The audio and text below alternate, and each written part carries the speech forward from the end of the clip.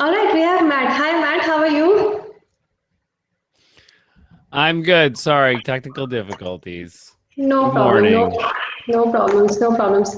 So, hello and welcome, everyone. This is Rashmi from Designhill and your host for the day. I hope you and your families are doing well and staying safe and taking all the necessary precautions. It's crazy out there. So, welcome again to yet another session by Designhill. Today, we are going to talk about how to elevate your social media campaign results to the next level. This event is brought to you by Designhill, which is the world's leading creative marketplace that caters to the creative needs of businesses and individuals who can source high quality designs from professional designers and buy unique products created by its unique independent artists from its print on demand marketplace, which is called Print Shop by Designhill. Moving ahead, let me introduce our speakers for the day. We have AJ Wilcox with us. AJ is the digital marketing field. AJ is in the digital marketing field for around last 13 years now. He fell in love with LinkedIn ads about 9 years ago. He started b2link.com back in 2014 to specialize in LinkedIn ads at high performance. Thank you so much, AJ, for joining us and welcome to the session. Excited to be here. Thanks. Go ahead and say hi to the audience. Hello, everyone. Okay, so next we have Matt Johnston. Matt is known as a pioneer in social video, running video teams at Now This, New York Magazine, and Business Insider before creating his own company. Matt is responsible for 10 billion plus video views during his career. He is also the author of Producing Empathy. Matt, please say hi to the audience. Hey, everybody. Thanks for having me. Good morning. Next, we have Mia Filman. Mia brings more than 2 decades of experience running marketing campaigns on behalf of business and government. She spent 10 years in brand management role for global companies like L'Oreal, BIC, Kraft, and many more. She also ran her own marketing agency for 7 years, through which she led several government campaigns on things like family service, drugs, alcohol, and tourism. Mia? Hi, from Australia. Okay. Next, we have Samantha E. McCann. Samantha is an award-winning sales leader, brand ambassador for LinkedIn, and highly sought-after speaker. She is the creator of Sam Sales, which has a significant following on LinkedIn for her tangible sales tip and actionable advice for sales executives and teams. She has been named as a top 50 women in revenue, constantly ranks as the most read author for countless publications, is proud to be one of the faces of LinkedIn Sales Navigator marketing campaigns, and was named a top 10 LinkedIn Sales Star 2020. Samantha. Oh, well, now I'm blushing, you guys. So nice to meet you, and thank you so much for having me today. Okay, next we have Tony. Tony is a creator, speaker, and self-proclaimed marketing nerd who is obsessed with Facebook and Instagram ads. Currently, he does consulting. Tony does ads as well as work for Now Marketing Group as the advertising manager for all accounts. He's a mad scientist when it comes to creating ads. Today, he's going to share some insightful tips with us. Tony? Hey, everyone. It's great to be here. Wonderful. So thank you so much to all the panelists for taking out the time from your schedule and joining us today. It's an honor to have each one of you here. Before we start the session, I have few announcements to make for the audience. So we are giving away certificates to all the attendees, so make sure you stay with us till the end. Also, you can take the screenshot of this session and post it on your Twitter. Use hashtag Designhill events and tag DesignhillDH along with all the panelists. The social handle of our panelists will be in the chat. My team member Nidhi, who is moderating the event today, will be sharing everything in the chat. So make sure you do that. And one lucky winner will have a chance to win a print shop gift card worth $50. So you have a reason why you should do it, right? So make sure you do that. And we will be sharing an exclusive coupon code with everyone at the end of the session, using which you can avail 15% off on Designhill contest service to build your brand. So stay tuned about that. All right. So those were a few quick announcements. Let's quickly look at what Designhill is all about before we start the session. Need to get your parents off your back? Head to the world's #1 creative marketplace, Designhill. When I started my photography business, I needed something that said this was more than just a hobby. It's not a hobby, Mom. That's why I went to Designhill and got an amazing logo super fast at a price I could afford. The process was easy using Designhill's logo maker. Just enter the name of your business, then pick out a number of designs that inspire you.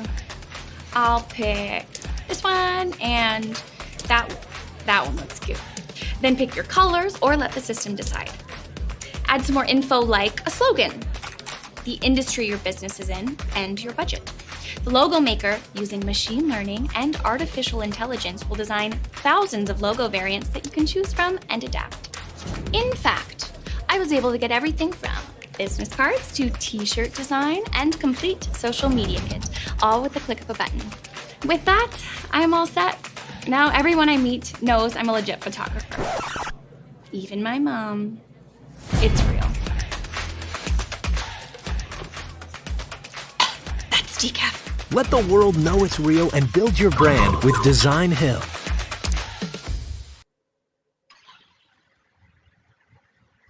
All right, that was about one of the service of Designhill, and now we are all set to start the session. To all the audience and all the listeners, if you have any questions, we will take them up in the last 15 minutes of the session. So make sure don't miss out on this chance and put your questions in the question section. So we'll start the session. Let me start with Mia, and I'll take it to the other panelists as well to add on their opinions. So Mia, when we talk about social media, there are a lot of platforms that comes to our mind, like we have Instagram, LinkedIn, Twitter, YouTube, and now we have Clubhouse, which recently got valued at $4 billion. So considering our listeners are from different level in their business, let's start with the basics.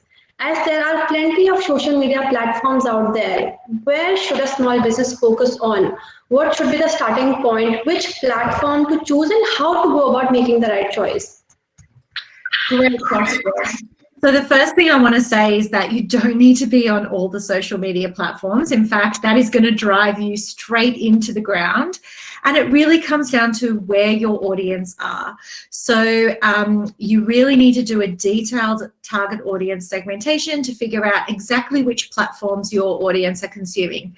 But then I just want to add another layer to that, which is you should also play to your strengths. So if you are a design-led business who can create really great visuals, then maybe you should be looking at platforms like Instagram and Pinterest because that plays to your strengths.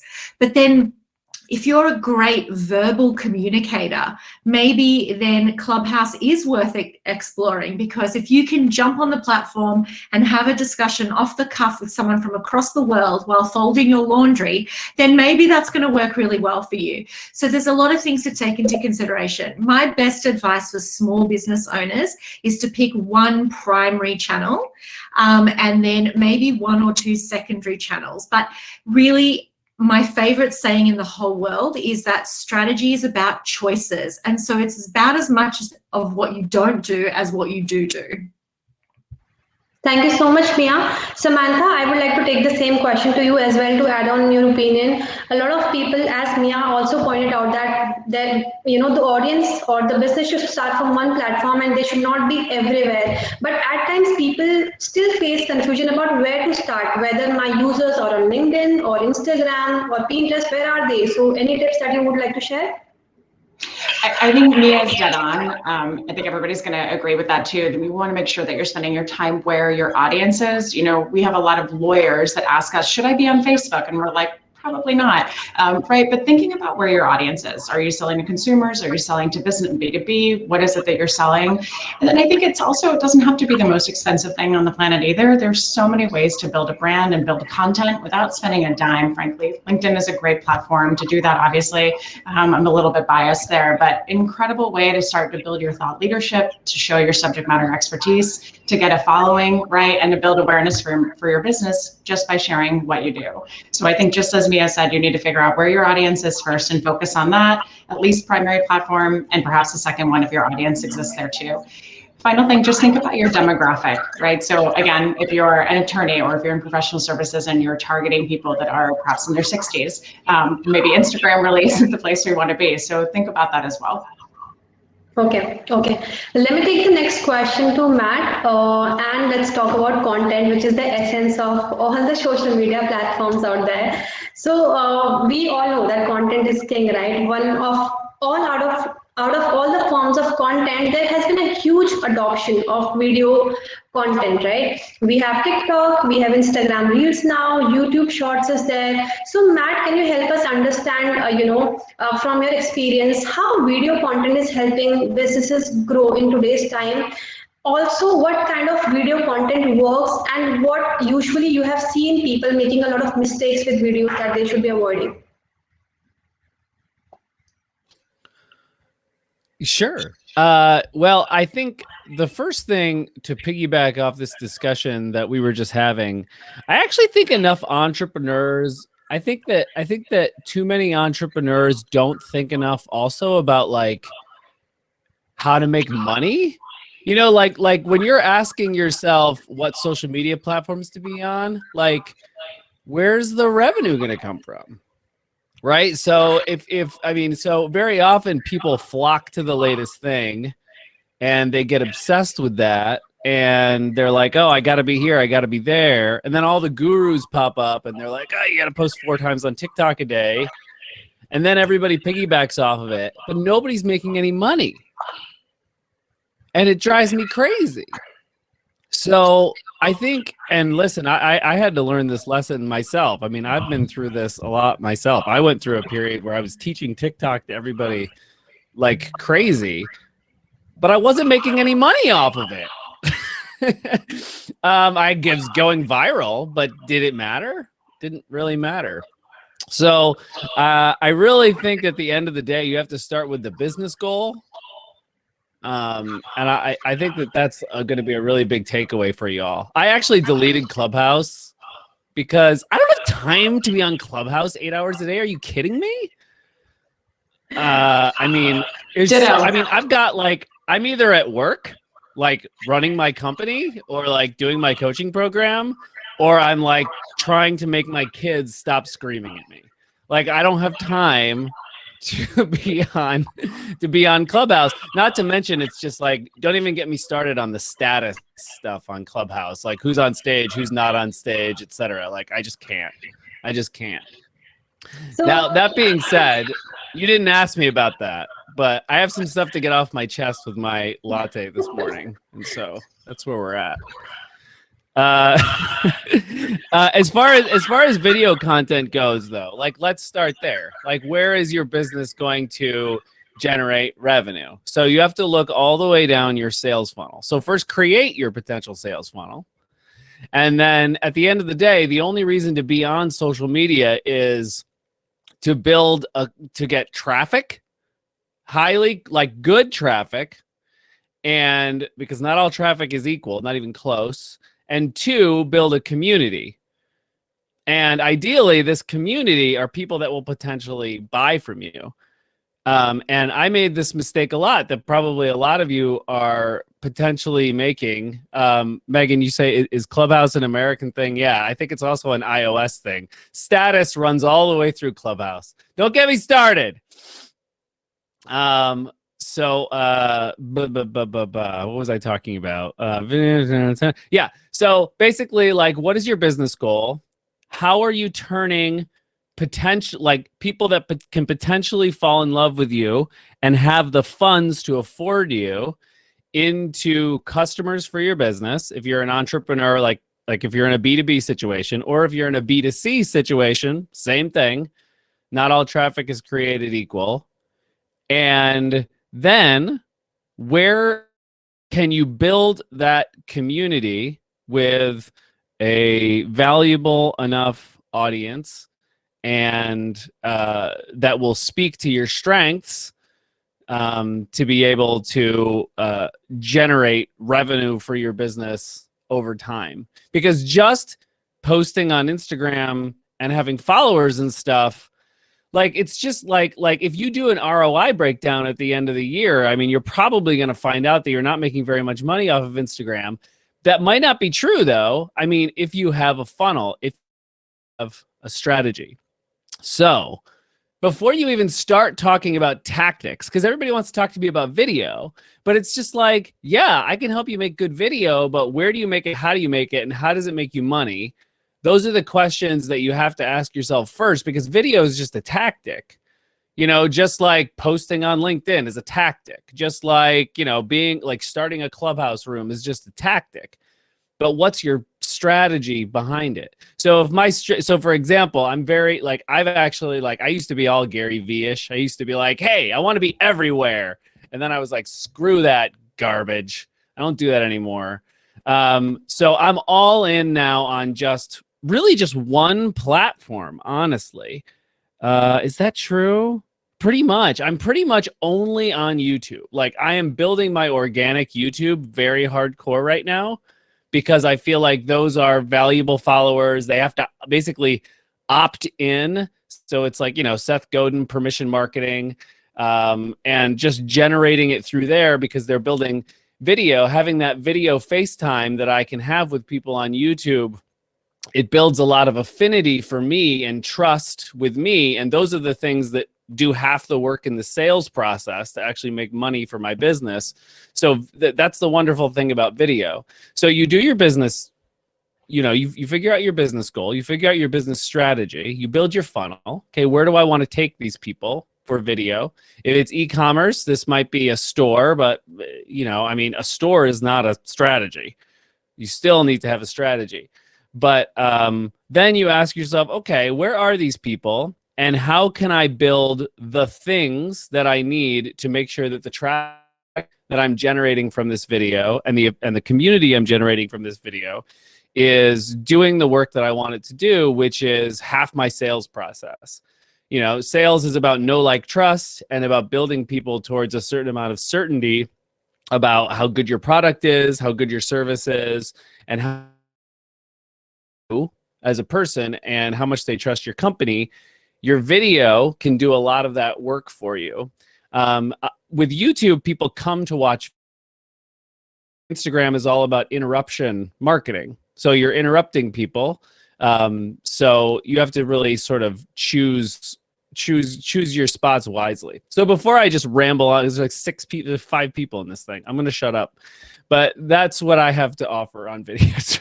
Okay. That was a fair point. And AJ, I have the next question for you. Since we are talking about video, a lot of people are trying to build personal brand on LinkedIn. So I want to understand that what kind of content works best on LinkedIn. Again, like Instagram and TikTok, video is, of course, it's crazy out there. So does it have the same reach on LinkedIn as well? If you can throw some light on the kind of content that works on LinkedIn per se. Yeah, what's so surprising about this is that the kinds of things that really get a lot of attention on LinkedIn are very personal and human. And I think the reason for that is all of us, regardless of what we do for our work, we are personal, we are human, and we love to make those connections. So when all you see in your news feed is a whole bunch of suits and ties and buttoned upness of like the business world, and then you come across a post that is bright colors, it's engaging, it contrasts. I think that's a great opportunity for people to take a mental break from work, and they're eager to do so on LinkedIn. It's great both from a video and a text reach standpoint. Still organically, it's the easiest network in the world to go viral on. It's crazy. Okay, and Samantha, I have also read that storytelling is the kind of form of content which works great on LinkedIn. You have been a LinkedIn star for a long period of time now. What do you think about that? Does that really work, storytelling on LinkedIn? Yeah, I think. Sorry. Go ahead. Yeah, go ahead, Samantha. I can follow up. No, you go, AJ. You go. Cool. So I personally believe that storytelling is ingrained in our bones. It doesn't matter where a story is. We as humans are programmed to listen to it. So absolutely, I think one of the biggest things that we can do is tap into storytelling. Don't just drop a statement and hope that brings business. You have to tell someone a story and get them involved. Okay, wonderful. Thank you so much, AJ. So I'll take the next question to Tony. Tony being a Facebook and Instagram, advertising nerd. I have, paid ads can get super expensive if not done right. right? So what are, you have been running paid ads for quite a long time now, must have tried a lot of hacks as well. So if you can share some common mistakes that people make while running Facebook ads and how they should be avoiding them.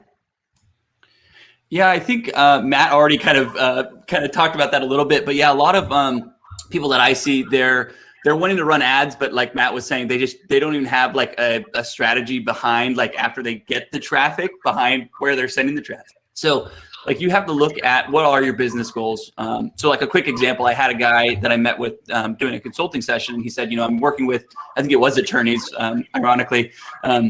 And he was like, I'm trying to get these attorneys phone calls, so I want to send them to this landing page. So I was like, okay, I'll go look at that landing page. There was no phone number on the landing page. I'm like, okay, I can get you traffic, but your structure here is kind of in shambles. So really, when it comes to ads, you really want to focus on what's the goal that you're trying to achieve, and then really optimizing kind of that back end of where you're sending the traffic. So that landing page or whatever, you want to make sure that's optimized for the people that you're targeting.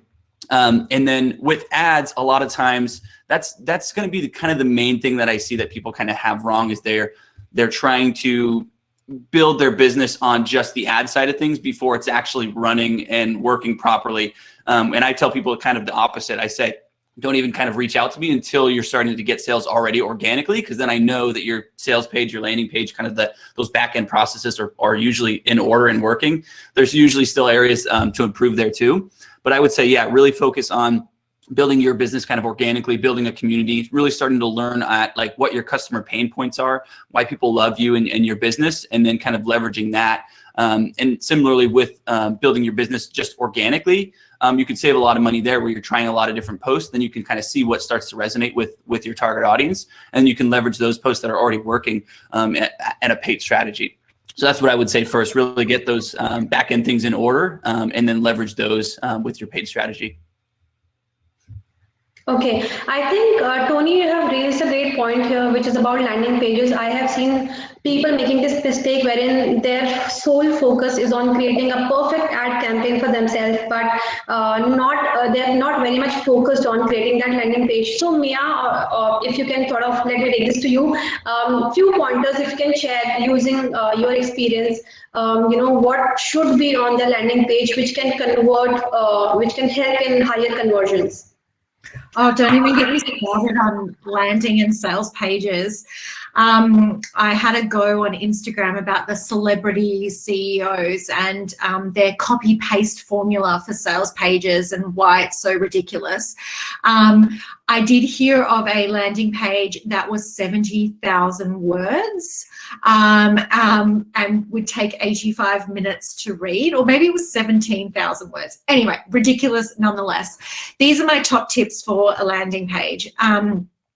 First of all, no distractions, okay? Like the last thing you want people to do is to get to your sales page and then you're sending them left, right, and center to go and explore all this other content. So every single call to action on that page needs to lead to the same place, which is that desired action that you want them to take, which might be opting into your lead magnet, which might be booking a discovery call, or it might actually be a conversion. So limit those distractions.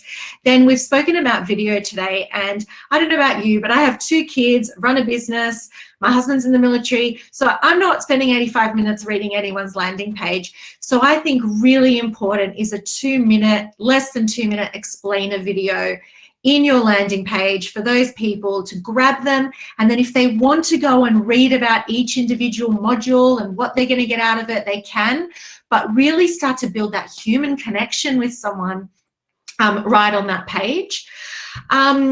Make sure that your landing page has a way of capturing those leads so that if they don't go on to convert, make sure you're at least capturing their email address. So there's a few different ways to do this, but I have embedded a form behind my call to action, which allows people to submit a form. I get their email address and I can start to nurture them and then send them an abandoned cart email after that. And then while I am all about, ethical marketing, and it's, that's my MO, that doesn't mean that you can't use emotive language. And I think that that's what's really, missing with a lot of landing pages I see. It's all functional benefits and rational this. At the end of the day, we need to think beyond just the, what you're going to get out of this, but how this is actually going to change your life or how this is going to improve your business. So really focusing on that deeper level of insight with your customer to get them over the line.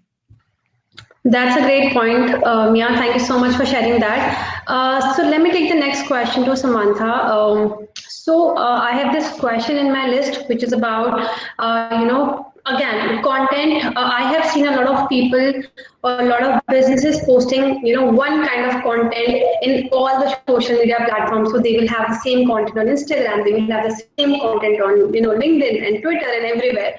So if you can, share something, any suggestions on how to tailor your post for each social network in terms of content and frequency and the kind of audience that every kind of platform has. Yeah, so I think one of the biggest mistakes I see people make with content is they make an announcement about it. So they'll get on and they'll say, today, I'm going to post once a week, every Monday morning at 8 a.m. And they start to say, that announcement, and then probably like 3 or 4 weeks later, then they miss a week, and then they miss another week, and then we see that you're not reliable. So I think the thing with content is just start doing it, plain and simple. There's a ton of algorithm hacks, which I think everybody on this Zoom can probably, or on our conference today can probably attest to. But I would say a couple of things, right? With specificity to LinkedIn, if you're looking to get maximum exposure from your content, make sure that you kind of start with a hook, right? So your hook in the beginning of your post, what we're looking to do is entice somebody to click that ... see more. That's one of the primary things that'll drive exposure to your post, because people are like, oh, well, these first few lines are interesting. What else is in this post, right? So clicking that see more tells the LinkedIn algorithm like, oh, there was something interesting here for 1 person, 2 person, 3 people, and so forth. So think about that, right? You'll also notice without a picture, so if you don't add a picture to your post, you've got 5 lines to use before that see more pops up. So you'll see, if you follow me on LinkedIn, you'll see that I always post a little, hook, and then I've got an enter, and then the next thing of like, here's what I did to entice you to click to see more, right? That's the whole idea. Also, just a quick side note, you want to make sure that you're building your network. If you have 100 connections, it's not really going to get you anywhere. So, but also build it organically, right? Think about your process of if this, then that. If I speak to a prospect, if I have a colleague, a peer, if I have people that I've worked with before, connect with all of those people, right?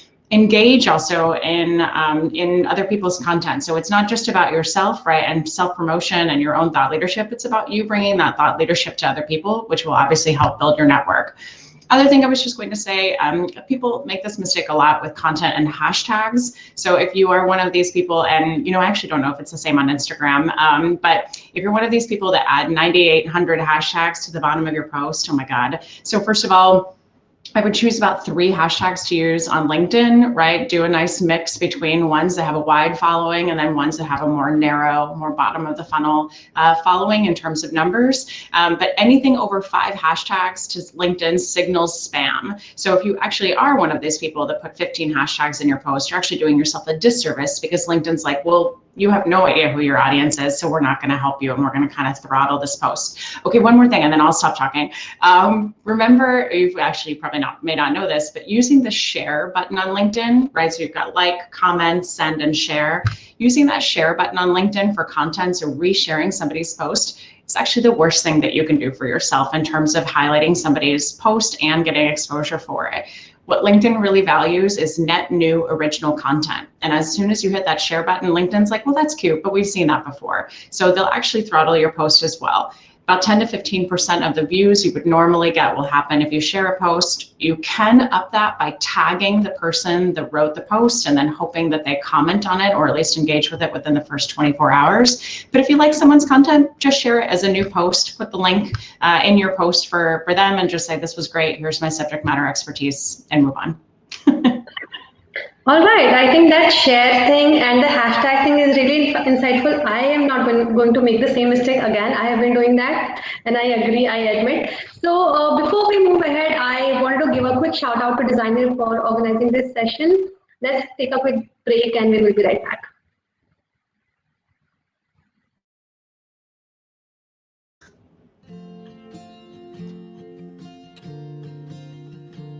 I've always been creative and always been an artist. As a young girl, I used to paint rocks and I used to sell them for $0.25 on the street.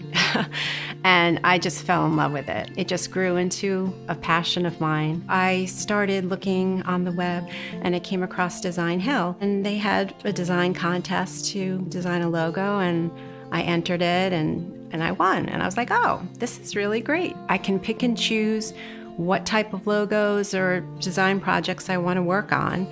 And it allows me to be creative, keep my hands, with my tools and working. So it's kind of nice. It's really easy to use. You can scroll through the projects and there's sections that you could go by. It's really easy. There's a few clients who have come back to use the one-on-one projects.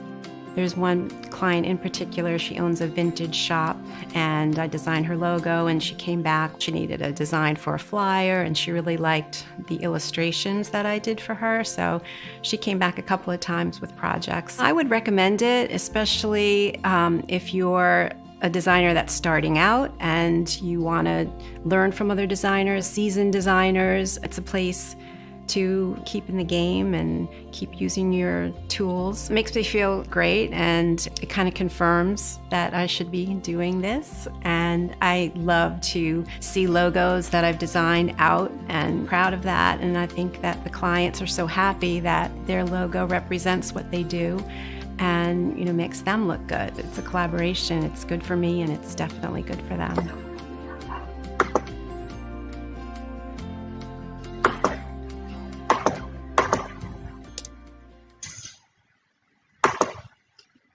All right, we are back, and let me take this question to AJ, and I will ask this same question to Matt as well after AJ to add on his opinion.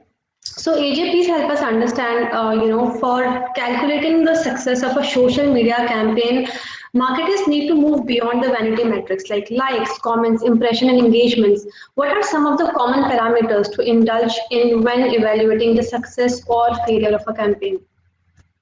Well, when I'm running ads, one of the first things I'm going to do is look at those initial vanity metrics to just judge, am I on the right track?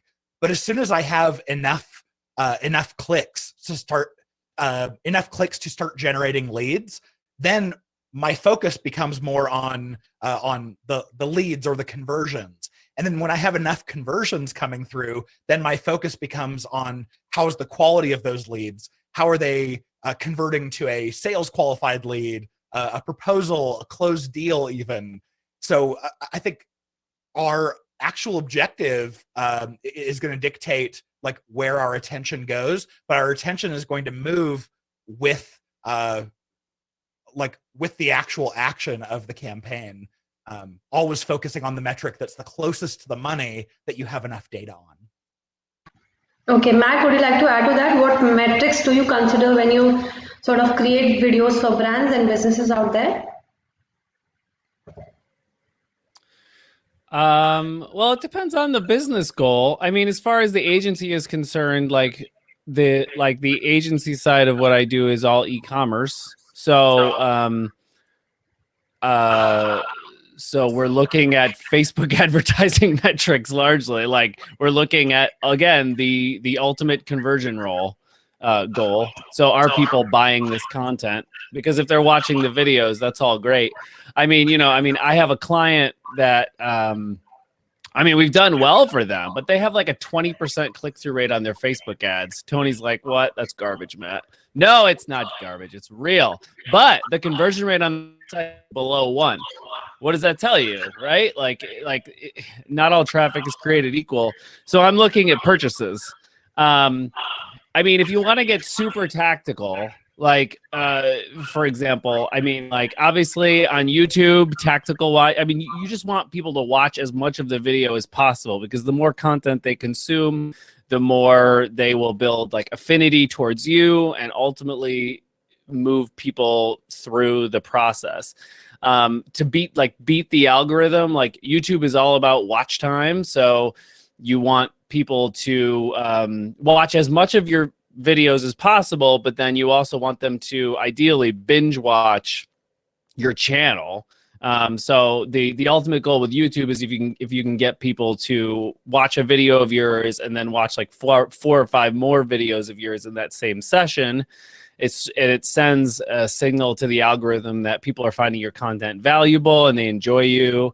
And so they should show it to more people. And that's ultimately how you start to like slowly build your YouTube channel. On TikTok, you want people to just loop your videos and just watch them over and over and over again. That's the thing that they look at most in their algorithm. So if you have like a 8-second video, when you go into your metrics on TikTok and you see the average view time, the average engagement time on that video should be like 12 seconds.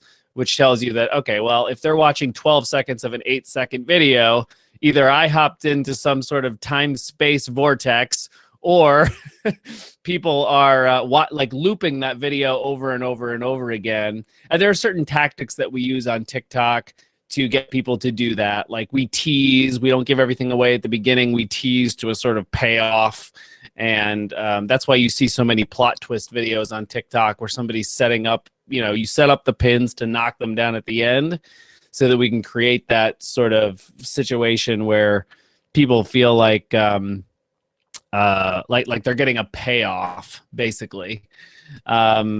With Facebook and Instagram, I mean, I sort of like, honestly, I sort of preach giving up on engagement rates on Facebook and Instagram because it really is interruption marketing.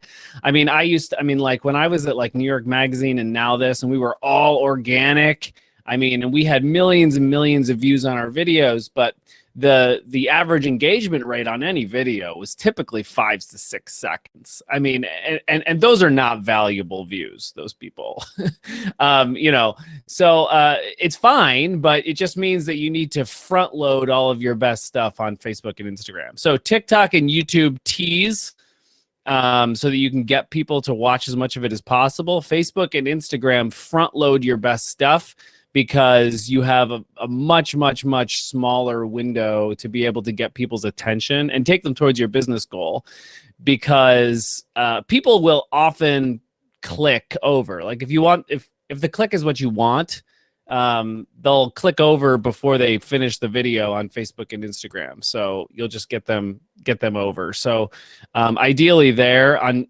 Facebook and Instagram, I'm looking much less at video engagement, because the metrics are so skewed. YouTube and TikTok, I do look at that really hardcore. LinkedIn, I don't know. I'm going to have AJ and Sam on my podcast so they can teach me to do LinkedIn, because I can't figure that stuff out. But yeah, I mean, I've seen this on LinkedIn as well. That's certainly the more personal human stuff. But that's just like, that's what my whole book is about, right? Producing empathy. It's just like people just want to see like human stories out there. So just like put them out there. But, I mean, certainly I'm sure that there's bigger tactical things there as well. LinkedIn is more like Facebook and Instagram. Like it is also sort of interruption, like it's newsfeed based.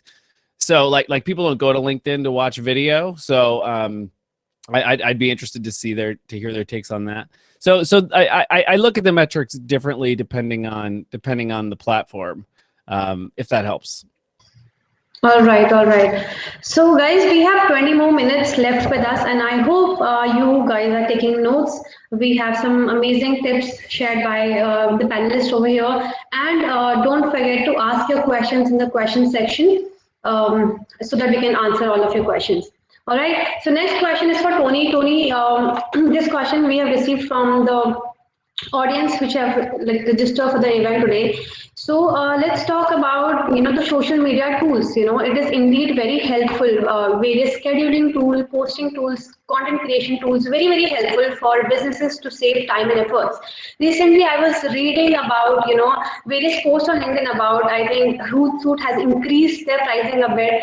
I think by 400%, if I'm not wrong, and people have been saying bye to Hootsuite, recently on LinkedIn. So these tools have become really expensive for small businesses as well. So can you suggest some cost-effective tools that can help business and manage and optimize their campaign effectively?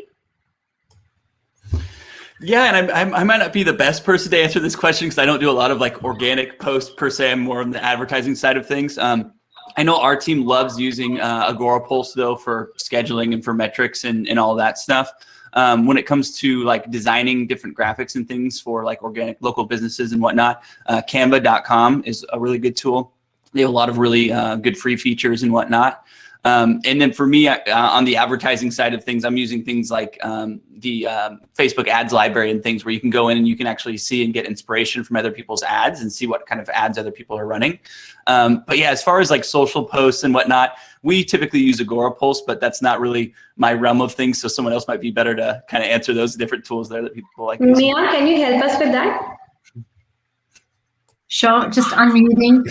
I use Planoly for planning my Instagram posts. Love Canva, especially considering it's an Australian unicorn startup.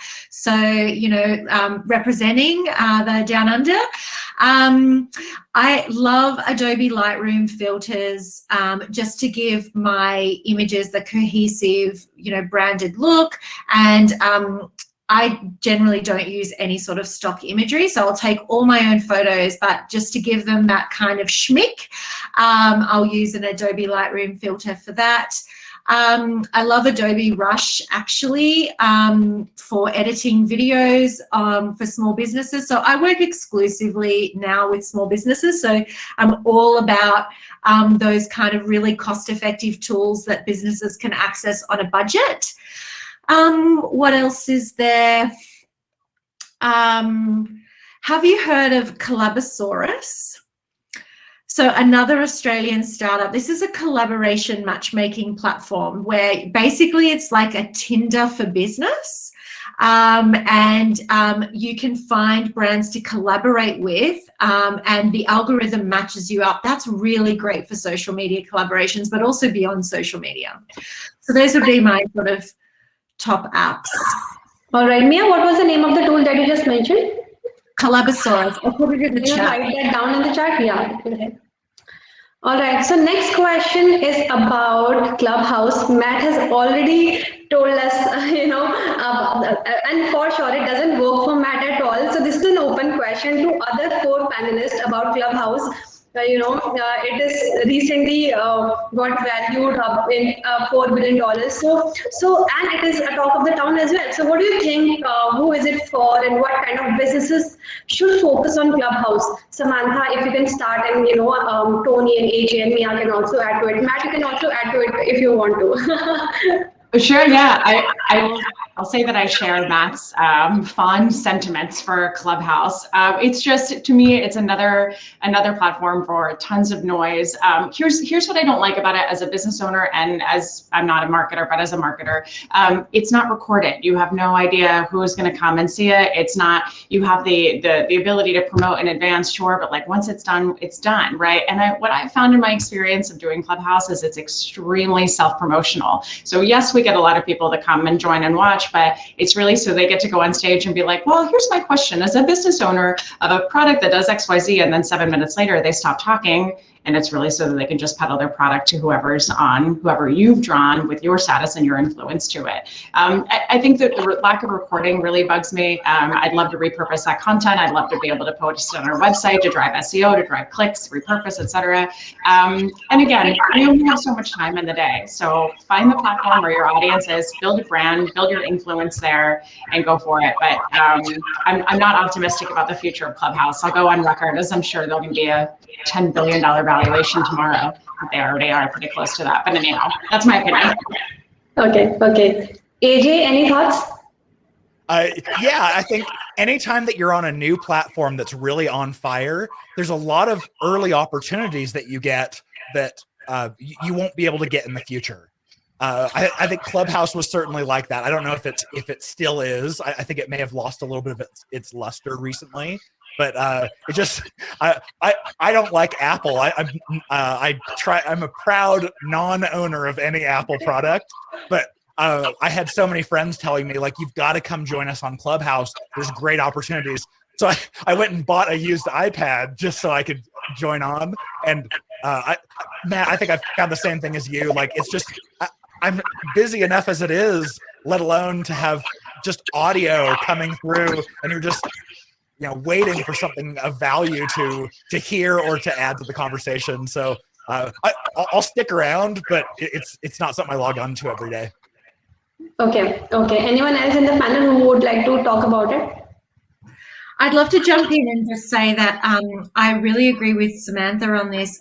My whole approach to content marketing is to create hero content that I can then repurpose. My MO is I get published in leading publications, and then I use that content and repurpose it for podcast interviews, for social media. So the fact that I can't reuse that content, it's a hard no for me.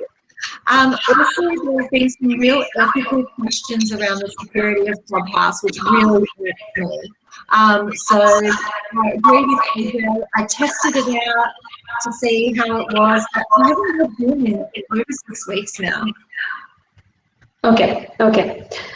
So moving on, Matt, any thoughts from you? You have already talked about it. No. I think you got it all. Okay. So moving on with the next question, let me take this to Tony. And a lot of people asked us in the registration form, and simple question about, a lot of these social media managers out there fizzle between targeting and retargeting, the audience. And I think Tony is the best person to answer that. But there's a difference between two, right? Could you help us chart that difference out and how to approach these two aspects separately? Yeah, so I primarily do a lot of e-commerce as well. And basically for targeting what you're doing when it comes to Facebook ads, and I'm sure most of the other platforms, is you're targeting based on things like people's interests that you might think that they align with, things like demographic information, location type stuff, as well as like lookalike audiences or similar audiences. So if you have like a list of purchasers or an email list, you can create a list that looks like that audience based on the United States or wherever country you're targeting. You can get like the top 1%, 5% or whatever, and test that. So for the most part on targeting, you're basically targeting people that have never heard of your business. So you have to talk to them a lot differently. You have to be kind of a lot more punchier, like Matt was saying, especially if you're doing Facebook and Instagram ads. You have to hook them right away at the beginning. You might lead with something like a pain point or something that someone might have, and then kind of present your solution in a video as quickly as you can, really, to grab that attention. And then when it comes to retargeting, a lot of that is more of handling kind of objections that people might have. So like with e-commerce, it might be trusting you, it might be the quality of your product, that sort of thing.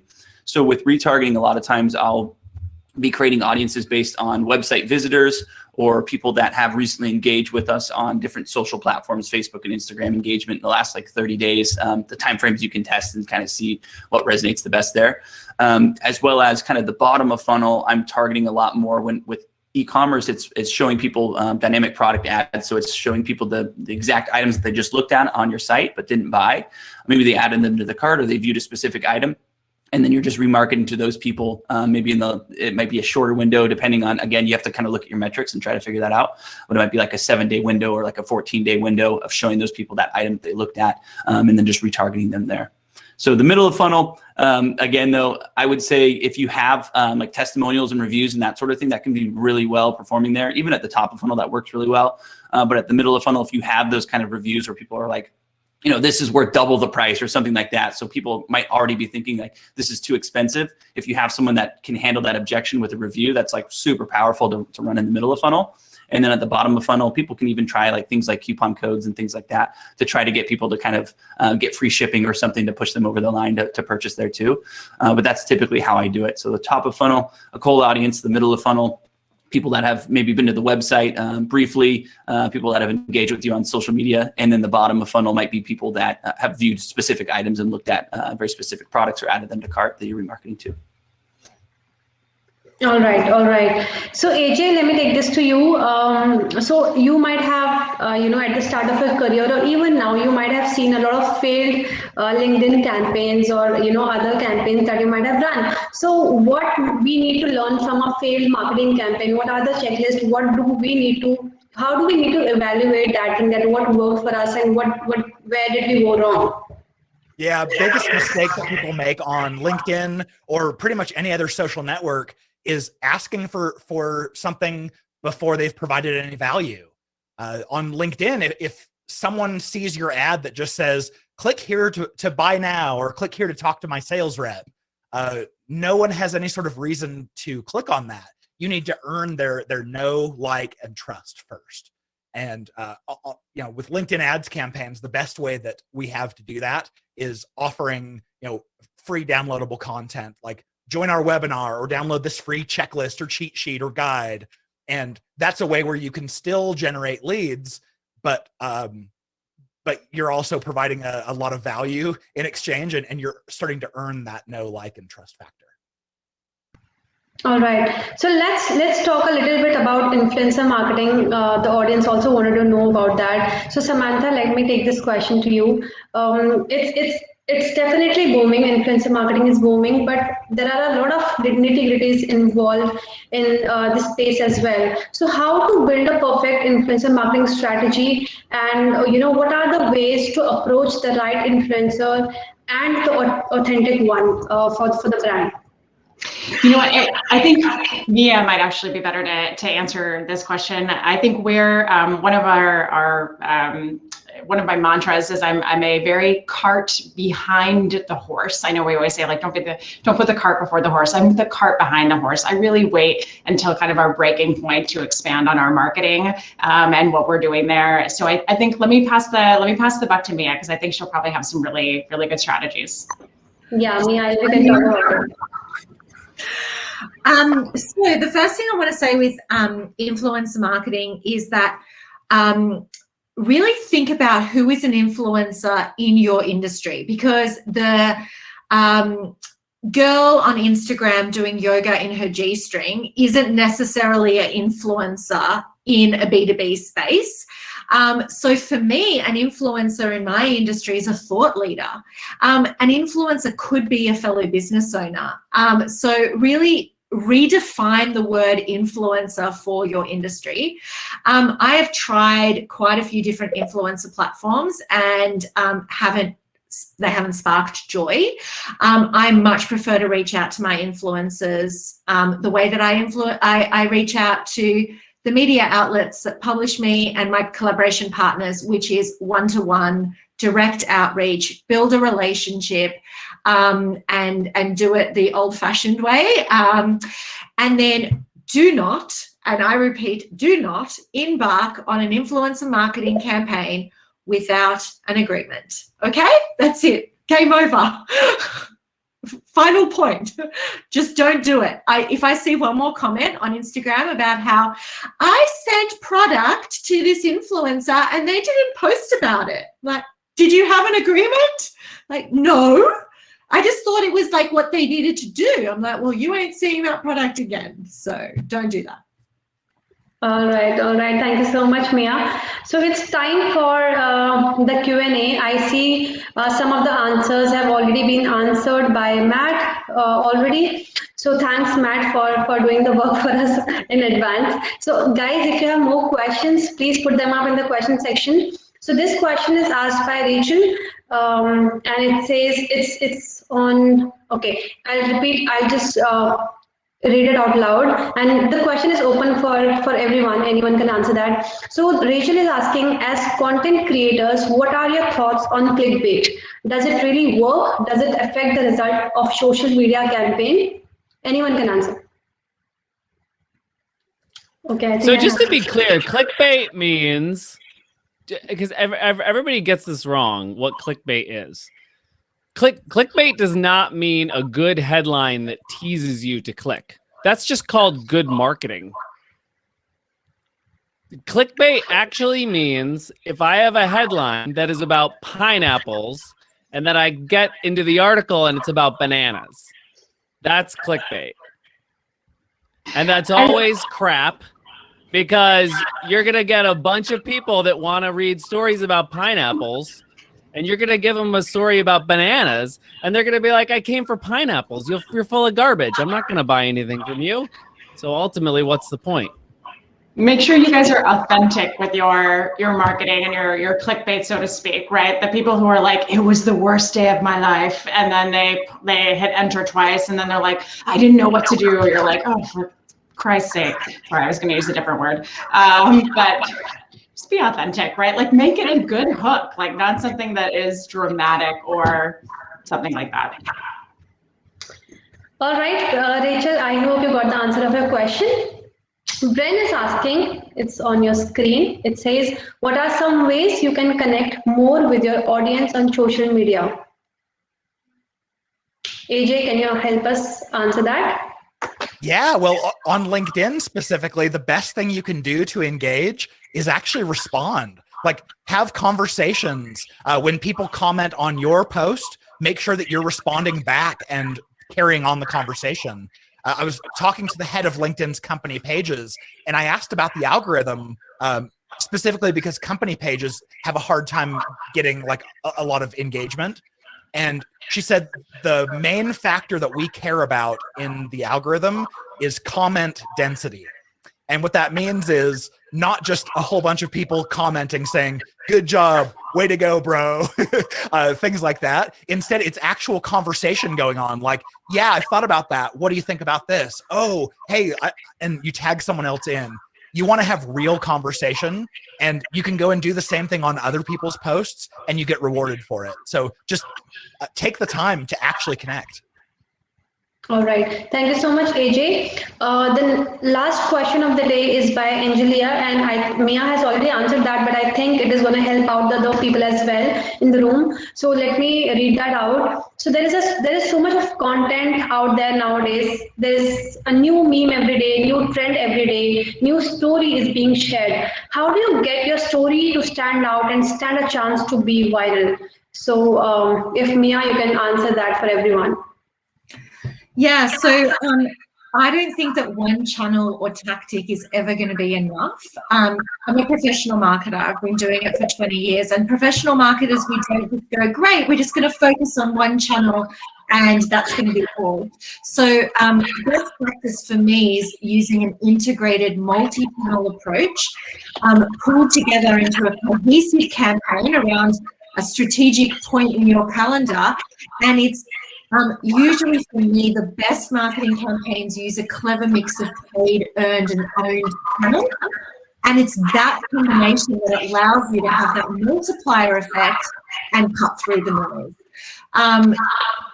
Because I have run campaigns before where my Facebook stopped delivering because Facebook said, oh, we've noticed fraudulent activity on your account.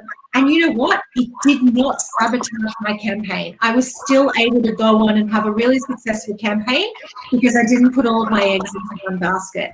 And I think, I could talk about integrated marketing campaigns until the cows come home, but what really differentiates integrated campaigns from this sort of scattergun approach is the fact that it is this connected series of actions that allows for a seamless brand experience. And that's what really allows people to sort of stop and take notice, and it gives you a lasting impression. All right. Thank you so much, Mia. And that was the last question of the session, and that brings us to the end of this wonderful discussion. Before I wrap this session up, anything else, that you would like to say to the audience? Let me start with Matt, and I'll go with the other panelists as well. Any last thing that you would like to share with the audience, Matt? Is this where I'm supposed to pitch my stuff, or am I supposed to give value? Anything that you can say. Anything you can say. I already put up a thing to pitch my stuff. So let me give value instead. Let me also, because I wrote a book on like virality. Just to piggyback off of what Mia was saying, like, and what AJ said earlier. At the end of the day, like the more vulnerable you can be, and the more that you can spur empathy, like come off as a human and make human like emotional connections with people, the better. So I think that's a big concept. So let's start here. Whenever you're looking to create content for social media that you want to travel far, don't think about what you're selling first, even though that's your business goal. Don't think about that first. Think about who you're trying to target and what keeps them up at night, what they care about, what makes them laugh, cry, smile, and then create content about that. And that will give it the best chance to travel. All right. So, Tony, any last thing that you would like to share with the audience? No, I just want to appreciate everyone for having me on. Thanks to Designhill and everyone. And if you want to connect with me, I'm just at Twitter most of the time. So I'm at Tony Does Ads on Twitter. So connect with me there. Okay. AJ? Nothing for me. Just thanks so much for making it to the end of the session, and go be excellent to each other. Mia? Thank you so much for the opportunity, and I would love for you to go and check out the Campaign Masterclass, where I teach you how to run a marketing campaign over 6 weeks, and I'm with you every step of the way. Yeah. All right. So that brings us to the end of this wonderful session with AJ, Matt, Mia, Samantha, and Tony. This was indeed a value-packed session, and I hope everyone enjoyed the discussion. Once again, I would like to thank each one of you for taking out the time and joining us.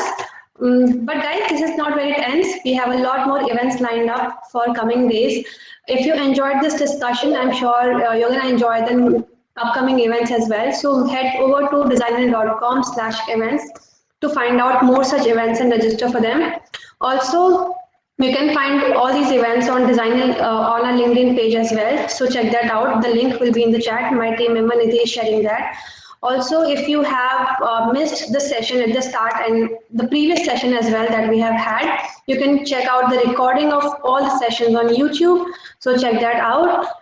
For all the businesses who wants to build their brand, check out designhill.com, and the coupon code that I talked about at the start of the session, UCOEB15, to avail 15% discount on Designhill contest service, and it is for a limited period of time. You will also receive that in your emails after the session.